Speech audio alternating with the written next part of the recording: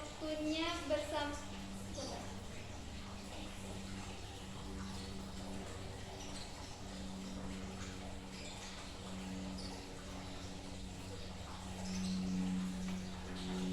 Halo teman-teman semua. Selamat siang. Terima kasih ya sudah meluangkan waktunya untuk bersedia hadir di lingkaran ini untuk mengikuti kegiatan bimbingan kelompok hari ini. Saya sangat senang dan antusias sekali untuk 15 menit ke depan. Oke, sebelum kita melangkah lebih jauh, hari ini lebih bermanfaat dan berjalan lancar, mari kita buka dengan doa menurut agama kepercayaan masing-masing. Berdoa, mulai. Berdoa selesai. Sebelum kita mulai nih, kira-kira teman-teman di sini ada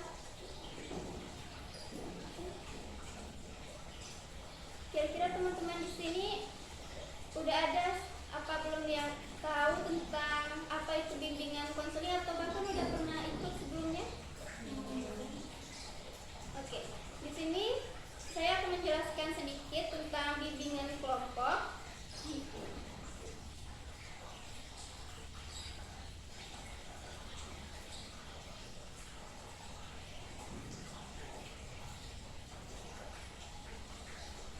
Bimbingan kelompok adalah layanan di mana kita memanfaatkan dinamika kelompok untuk membahas topik yang sedang hangat, seperti informasi digital saat ini, supaya kita bisa menambah wawasan bersama dan berani mengungkapkan pendapat. Ada beberapa asas yang harus kita pegang. Yang pertama itu ada asas kesukarelaaan, di mana teman-teman semua hadir dalam lingkaran ini tanpa paksaan. Kedua, asas keterbukaan, teman-teman semua bebas berpendapat. Lalu asas kenormatifan, kita semua di sini harus saling menghormati pendapat yang lain. Dan terakhir adalah asas kerahasiaan, di mana apa yang kita bahas di sini tetap berada di lingkaran ini saja, jadi tidak boleh sampai keluar.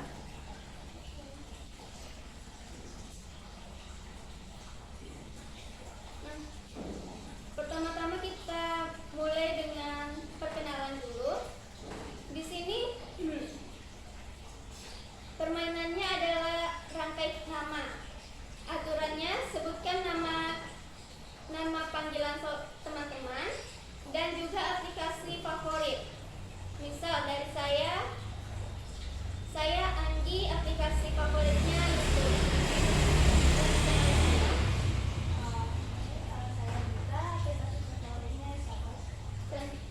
Saya Nabila, aplikasi favoritnya TikTok. Saya Lina, aplikasi favoritnya Netflix. Saya Dina, aplikasi favoritnya Instagram. Saya Zahra, aplikasi favoritnya.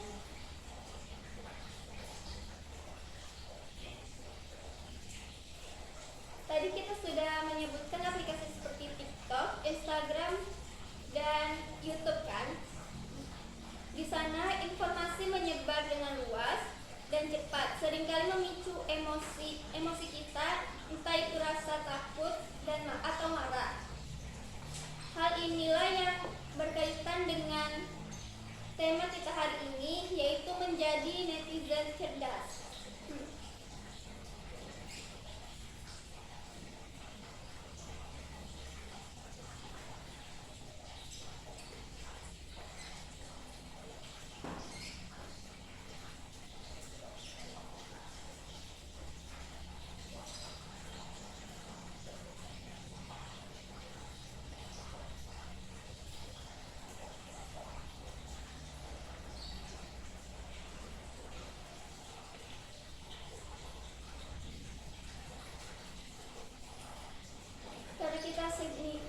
Karena kita di sini sudah saling mengenal dan berkonsentrasi, apakah semuanya sudah siap untuk masuk ke pembahasan utama tentang penyaringan informasi digital?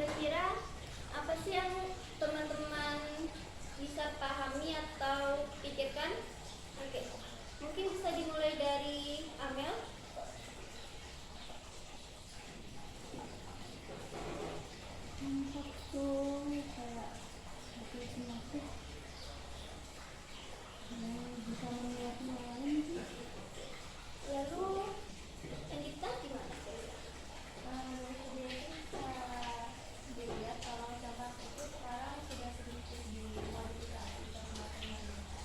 Ada beberapa yang kayak ngomong berbahaya, tapi bisa sisi juga ada yang bilang kayak biasa. Terus kalau untuk berangkat Anda campak itu benar-benar jelas, jadi bisa mencari edukasi dan jadi di sini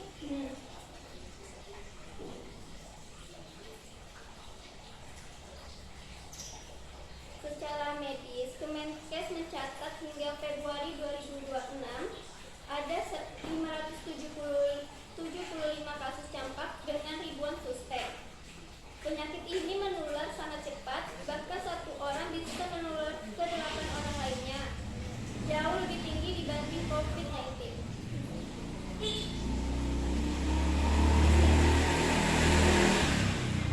Sisi kontra dalam kasus campak ini ada video viral yang menyebut ini adalah operasi intelijen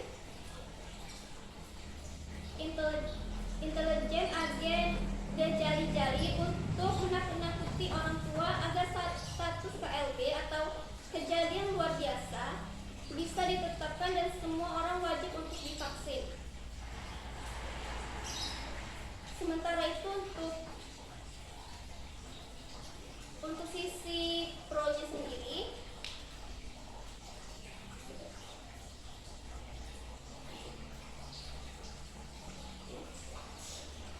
agar kita tidak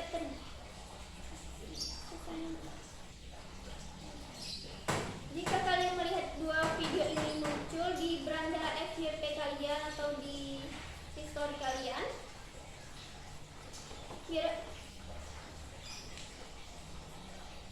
mana yang akan kalian bagikan dan apa dampaknya jika informasi yang salah atau belum jelas terus kalian sebarkan ke grup keluarga? Mungkin ke Nabil.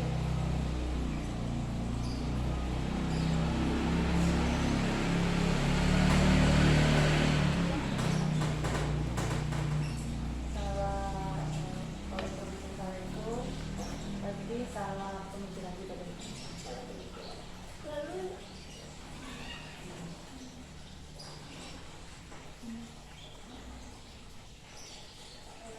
jika kita membaca informasi seperti itu bisa masuk perbuatan ini.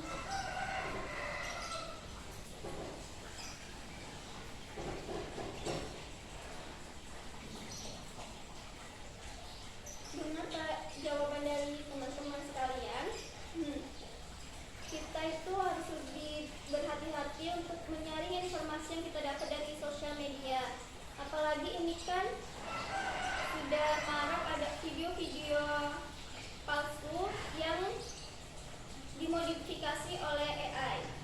Nah, untuk itu, agar kita tidak terjebak dalam perdebatan yang salah, kita perlu alat bedah.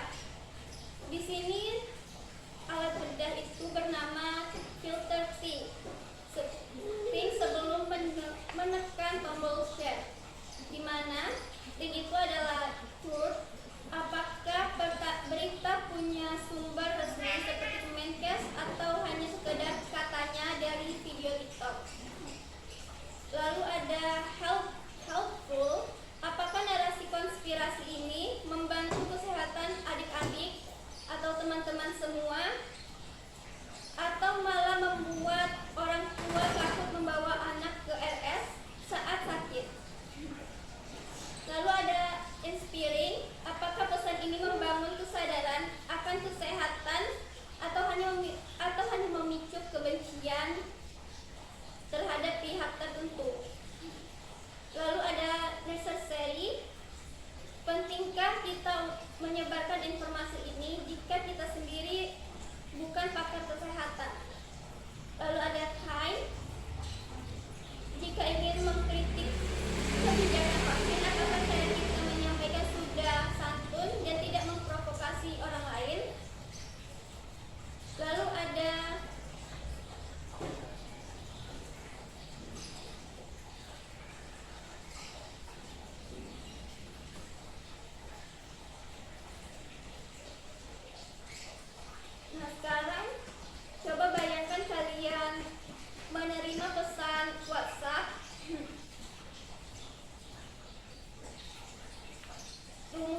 dapur ini bisa menyembuhkan campak dalam 1 hari. Jangan ke dokter karena itu jebakan. Berdasarkan prinsip King, bagaimana tanggapan kalian terhadap pesan itu? Layak dibagikan atau tidak?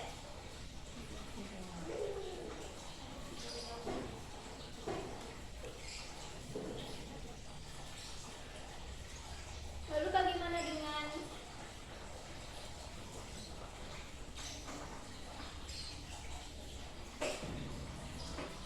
jika kita jika orang tua masuk ke dalam kamar mandi lalu terjadi stroke, apakah itu kira-kira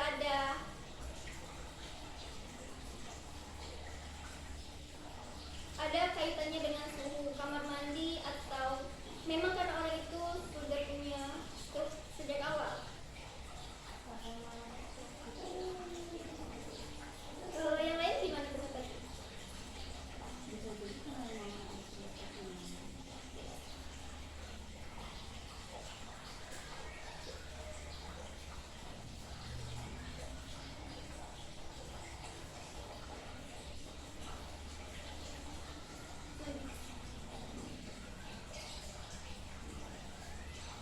Dari materi yang tadi saya sampaikan, kira-kira teman-teman bisa nggak mengulas kembali apa yang tadi saya katakan?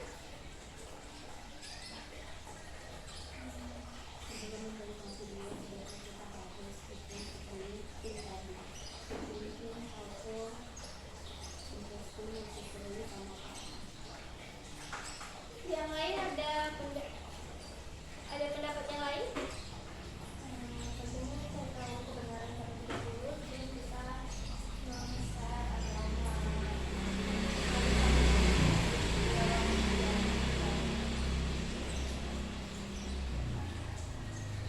Kira-kira teman-teman semuanya udah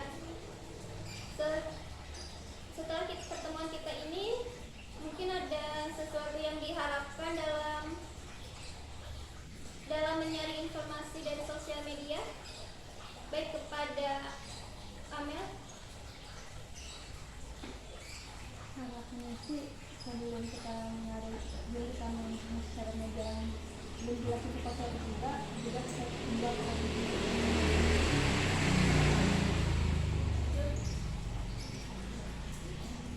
Kepada Dila.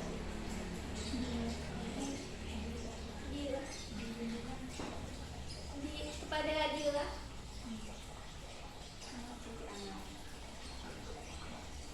Atau apakah Dila ada mungkin sedikit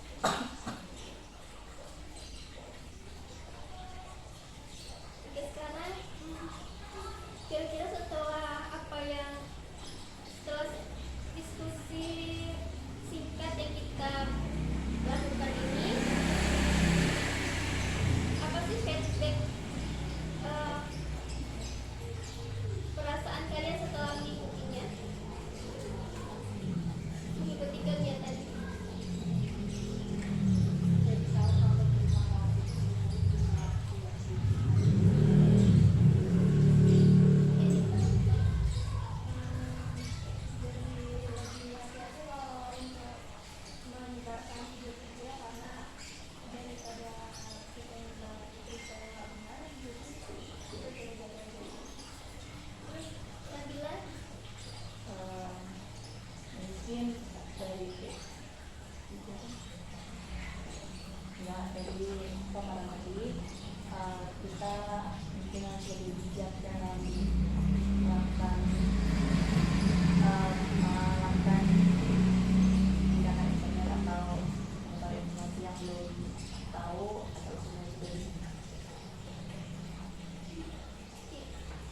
kita harus lebih menyeleksi lagi semua video itu benar atau tidaknya, dan juga untuk memberikan kepada orang lain itu kita harus belajar dulu informasi itu atau tidak dari orang yang benar-benar tahu tentang hal itu atau tidak.